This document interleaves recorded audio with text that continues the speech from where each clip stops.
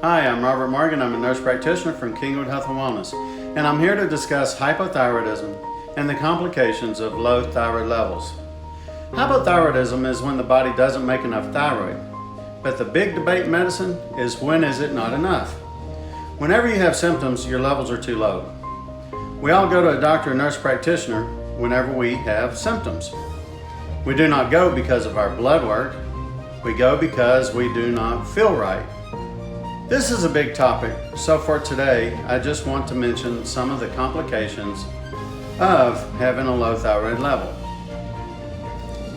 We will have symptoms such as weight gain, fatigue, depression, poor concentration, slow bowels or constipation. We may get cold easy, have cold hands or feet, our hair starts to thin, our skin gets dry. We don't sleep as well as we used to. We may feel tired all the time or wake up tired.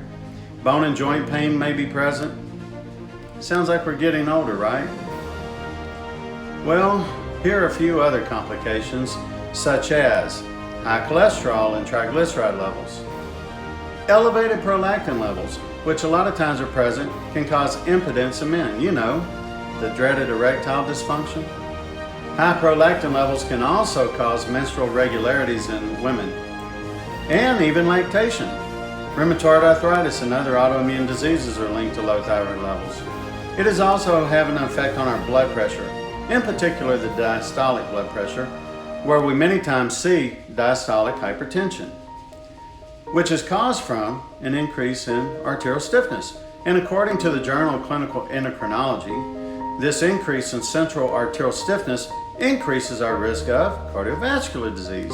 The Journal of American Medical Association, or JAMA as we like to call it, even reported that the risk of coronary heart disease and mortality increased with hypothyroidism. In the Annals of Thoracic Surgery, which is one of those cardiac surgeon journals, it was reported that low thyroid levels put patients at a higher risk of atrial fibrillation after having cardiovascular surgery. And for women who are wanting to have children, low thyroid levels are associated with an increased risk of miscarriage and premature deliveries. In yet another journal called Circulation, which is a journal for cardiologists, it was reported that arterial compliance is reduced in hypothyroidism. This leads to an increased systemic vascular resistance. There is also a reduction in nitric oxide availability and a rise in diastolic blood pressure. So you have all of these cardiology magazines showing studies that low thyroid levels can cause a lot of problems. The journal Circulation also reported that there was an apparent increase in the risk of strokes and prolonged QT intervals, which predispose patients to ventricular irritability. Cross-sectional studies demonstrated that approximately 30% of patients with congestive heart failure have low thyroid levels. In 2017, the Journal of Cardiology found that treating low thyroid levels actually decreased the risk of death in women with atrial fib, and that treatment with thyroid replacement could be beneficial. But wait, it gets better. Because of Journal of Psychology Today, it was reported that low thyroid levels are usually underlined with depression, and that treating patients with thyroid is a successful long-term treatment of major depression. This goes on and on. So my question is, why would we treat low thyroid? In medical school, it's taught to not look at the thyroid levels, but to look at a pituitary hormone called the TSH.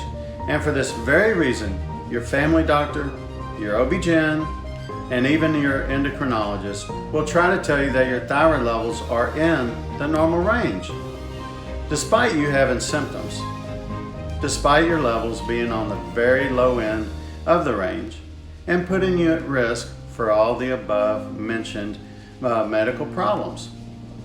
However, instead of treating you with thyroid, they can treat your high blood pressure.